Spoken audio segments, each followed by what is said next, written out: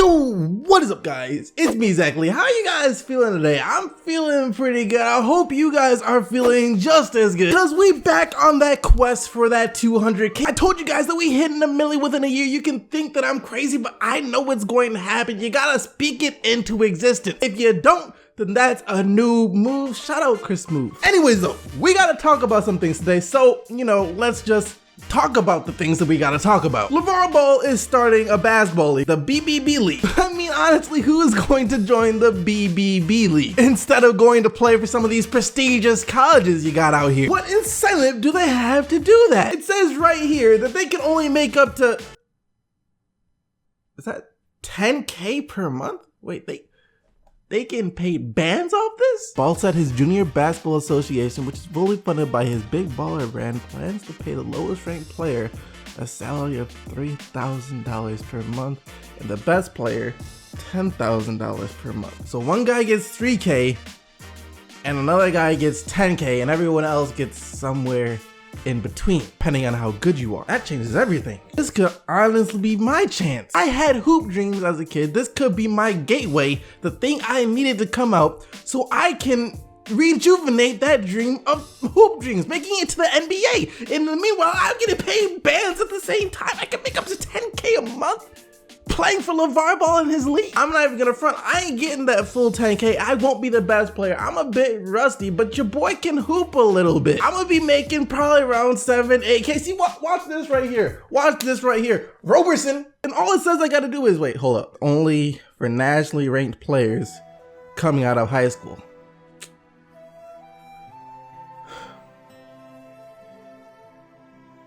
It's all good. My hoop dreams died a long time ago anyways. Anyways, let's talk about this Lavar Ball BBB league and why I think it's one of the best things that could ever happen. Lavar Ball said that he's looking to recruit around 80 players to fill out 10 different teams, and those teams will play in cities like LA, Dallas, Brooklyn, Atlanta. So he's got all of the main regions of the US covered, so that's a great start. And like I said, those players can earn anywhere from $3,000 to $10,000 a month, depending on who is the highest and the lowest ranked player, which is cool. I mean, the biggest knock against the NCAA is the players don't get anything. They don't get no money. They are dirt broke. The colleges make all this money, ridiculous amounts of money off the players, and the players don't really get much in return for that. I don't want to hear the whole argument about, oh, well, the players get a full ride to college. That's more than worth it, because that is not a good argument for most of these players. First off, the players don't even get to choose what class they take. They just have to take whatever available and what they can work their basketball schedule around. And second off, for most of the players that are planning to make it to the NBA that are only going to college as it's the best gateway right now into the NBA, they are one and done, meaning they're not going to finish out college. Most of them don't go back or anything. They just make it to the NBA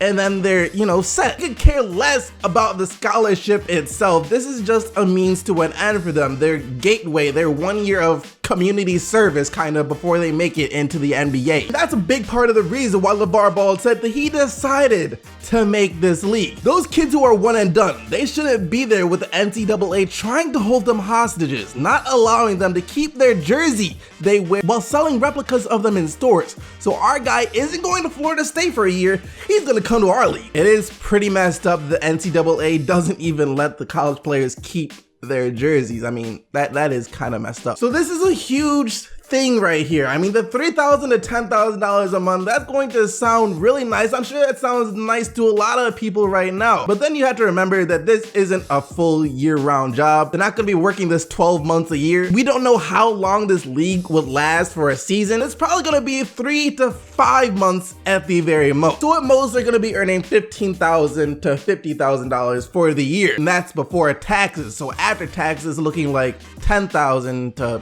$33-ish thousand, which is still a lot better than the nothing they'd be making playing for college. But it's not like they make it to Lavar Ball's league and all of a sudden they're making bands like 6 figures. But it's just something that'll hold them over and more incentive for them to join Lavar Ball's league before they make it to the NBA. And that's what's so great about this league. It's giving kids another option. Right now, the only option they had was go to college or they could go overseas, which isn't the most popular decision, before they make it to the NBA. Now with Lavar Ball's league, it's yet another option, the option that will still expose them to the NBA scouts. They'll get to stay here, they don't have to go overseas, they get paid, and still get to play against some of the top players in the country. So this is a really good thing, but that being said, to start, it's probably gonna be pretty slow. I can't see the top recruits, the nation's top recruits, choosing Lavar Ball's league over college right away just because it's so new. It hasn't been proven. No one's gone from the BBB league to the NBA yet, so who knows if that will damage their stock, their reputation. They know if they go to college, they might not get paid for that year, but at least, hey, we're guaranteed to make it to the NBA as long as we do what we're supposed to do there. But if Lavar Ball can ever get a couple of players from his league into the NBA, that's where you can start seeing some of the more serious talent, some of the nation's top prospects seriously start looking into signing with one of these BBB teams. When that happens, it'll be a trickle effect and more players will come unless the NCAA decides to make some changes where they change the way they treat the players. Maybe some of the players start getting paid, because if not, then they are at an extreme risk of missing out on some of the best players. So at the very least, this league is a great thing, because if it doesn't work, if it flops because the NCAA decides to change, then hey, at the very least, it caused the NCAA to change, which makes it a great thing. Clint Capella was MIA this game and CP3 went down with a groin strain, but the Lakers, I gotta say, played one heck of a game. I can't even front on that one. The man Kyle Kuzma, bro. That man Kyle Let me tell you about this man Kyle Kuzma. He from Michigan, and here in Michigan, we breed nothing but straight up goats. A career high 38 points for him last night. Hit 7 of his 10 triple attempts. Only missed 5 shots all night long. 12 of 17 from the field, 7 rebounds, 4 assists. We talk about how efficient Jason Tatum has been for a rookie, and he has been. Not trying to say he hasn't, but this guy Kyle Kuzma is right up there too. He came into the league already looking like a freaking seasoned veteran. There's a huge similarity to the way that he is playing in his rookie year and how Damian Lillard was playing back in his rookie year. Just so much confidence, and the game is so much more developed than most rookies, and I am positive that it has to do with them both not being one and dones in college. 17.4 points per game, shooting 50% from the field and 40% from deep. If only his free throw shooting was a bit better, he could be a rookie talking about joining the 50-40-90 club. That would have been insane, and the Lakers got an absolute steal with this man. And I also want to mention Lavar Ball now. His shooting hasn't been like amazing, but it's been getting better over the past 6 or so games. He went 5 of 14 from the field yesterday for 16 points. Now 5 of 14 isn't that great, but it's better than the 2 of 14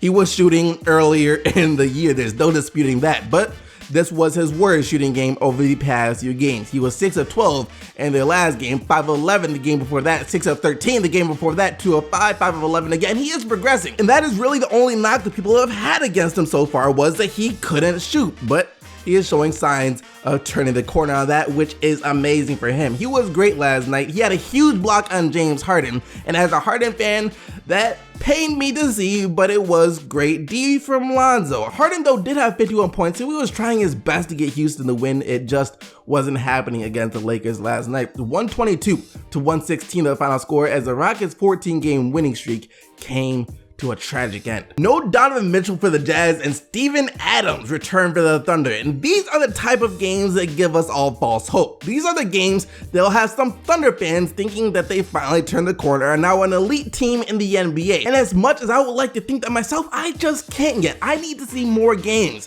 like this one first. More games like this one in a row. They played yesterday's game like they played in the game versus Golden State. Everyone was dialed in, not as much hero ball. Carmelo Anthony himself even had a couple of assists, believe it or not. And the Thunder buried the Jazz 107-79. Game was over in the first quarter after Utah only scored 9 points. Like I said though, everyone for OKC played well. PG and Melo both had 18 points on 5 of 12 shooting. Westbrook had 24 on 10 of 13 shooting and didn't take a single 3. 10 rebounds, 7 assists, 4 steals, and 1 turnover as well. That's the Russell Westbrook that I think we could see more often. This is the Thunder that I think we could see more often. I just hope that they watch this film over and over and over again, see all the things that they did right, and continue to do those things every single game. For the most part, with the starting lineup of Jordan Bell and Quinn Cook instead of Draymond Green and Stephen Curry, the Golden State Warriors still just keep winning. Make that 10 in a row now for them as they knock off the Memphis Grizzlies 97-84. Thompson with 29 and KD with 22 and Memphis. Yo, free Marc Gasol, free Mike Conley. Now, after somehow coming away with a narrow win versus Indiana, the Celtics couldn't muster up the same magic in this game to beat the Heat. Boston is a great defensive team. There is no doubt about that, but it's just some games they aren't the best offensive team, which is why they could for sure use Gordon Hayward as well, or they could have used Kelly Olynyk back last night too. The dude turned into like Minnesota Kevin Love or something yesterday going up against old team, his first game back in the Garden since he joined the Heat. He dropped 32 points on 6 of 8 shooting from deep. I don't know, I might have to feel some type of way about this if I was a Celtics fan. They welcomed him back with cheering and everything, and then he goes out there and torches you guys. I mean, it's like, we're glad to see you doing well and all, but come on, chill out. 90-89 was the final score. Seven straight wins for Chicago. They blew out the Magic yesterday, 112-94, so they did beat one of the worst teams in the NBA, but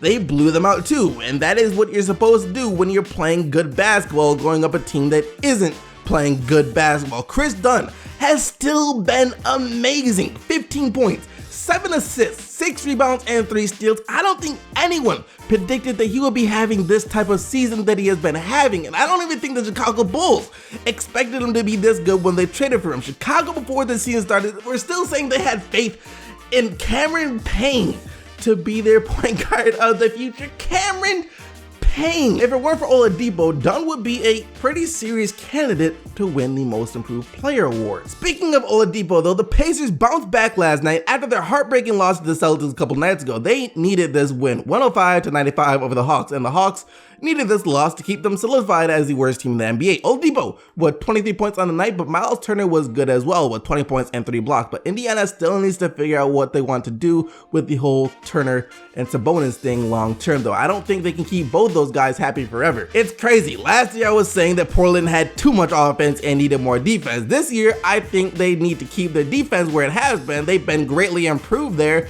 but they need more scoring now. They used to drop 120 points on the regular. Now it's like low 100, sometimes not even that. The Spurs though are perfectly fine with playing this style of basketball. They prefer this pace, that is for sure. And Paul Gasol last night looked like Paul Gasol from 5 years ago. 20 points, 17 rebounds, 5 assists, and 2 blocks. He has been pretty quiet all season long for San Antonio, so this is a good sign, and hopefully he's just saving everything he has for the postseason, kind of like Tony Parker did last year. Seems like that's what the Spurs have been doing as a team this year. They're still 22-10, but at the same time, you can tell they're not really giving it their all. I'd say their goal more than anything this year has just been to get LaMarcus Aldridge more comfortable in the offense. He had 22 last night, and 93-91 was the final score. That's a dynamic duo right there. Jimmy Butler and Karl Anthony Towns. Towns did his part for the majority of the game, and then Jimmy Butler took over down the stretch to seal the game. Butler was having an off night up until late in the fourth quarter, but that's when he went off for 9 straight points to get the Wolves the 112-104 win over Denver. Butler and Towns scored 25 each on the night, while Crawford had 20 off the bench. Some lucky team should wind up with Kemba Walker soon. That's all I can say, because there is no point of him wasting his days away with the Hornets any longer. This Hornets team lost again to drop to 11-20 on the year, 129-111 to the Toronto Raptors. It's kind of like an expected loss. I mean, you expect them to lose to the Raptors, but no one expected the Hornets to be this freaking terrible this year. Trade Walker, trade everyone else, and start over. There is no point in continuing down this futile path. DeRozan with 28 points and 8 assists for Toronto, while the OG himself had the best offensive game of his career so far with 20 points, including hitting 6 of his 7 triple attempts. The Pistons got murked by Dallas last night. It was not a good look for them at all. Drummond couldn't stay out of foul trouble yesterday.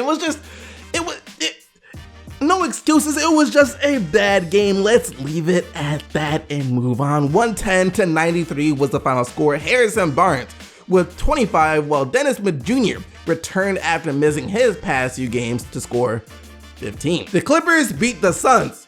Hooray, 108-95. The pride and joy of LA. Austin Mr. Rivers himself dropped 21 points and 6 assists. The Kings won again, led by their veterans Zach Randolph and George Hill. Hill with 22 and Randolph with 21, and still no Jahlil Okafor for the Nets. Look, I get that they're not going to play players who don't know the system, or at least that's what they say, but Nick Stauskas has been playing and Jahlil Okafor hasn't, and it's been a decent amount of time already, and it's the Nets. We're not talking about the Spurs or the Celtics or the Cavs or the Warriors or the Rockets. We're talking about the Nets, and Jahlil Okafor still isn't playing. I'm really starting to get concerned and think that there is more to this Okafor situation that we just don't know about. That wraps up all the action from last night, though. You guys can vote for the player of the day by clicking this little card right here. Just remember that only players whose team won are eligible to win player of the day. And yesterday, you guys selected Giannis Antetokounmpo with his 27 points, 14 rebounds, and 8 assists as your player of the day. Thank you guys so much for watching, though. I really appreciate every last single one of you. Don't forget to leave a like on this video as well as subscribe to the channel to keep up with everything that's been going on in the NBA on a daily basis. Until tomorrow, though, keep getting the buckets, Team SDC, and I'm out of here.